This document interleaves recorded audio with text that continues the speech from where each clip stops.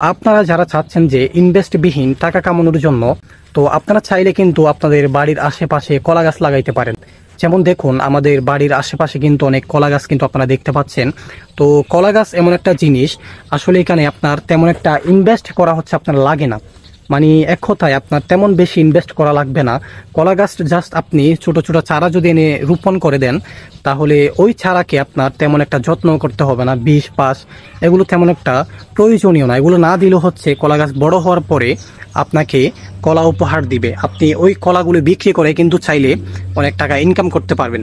কিন্তু আপনাকে এখানে বাণিজ্যিকভাবে করতে হবে, অর্থাৎ বেশি পরিমাণে করতে হবে। বেশি পরিমাণে যদি করতে পারেন, তাহলে আপনি কিন্তু সেই ক্ষেত্রে কলাগুলো বিক্রি করে কিছুটা টাকা আপনি পাইতে পারেন। আর যদি আপনি কম রোপণ করতে পারেন, তাহলে সেক্ষেত্রে আপনি কম টাকা পাবেন। এই হচ্ছে কথা।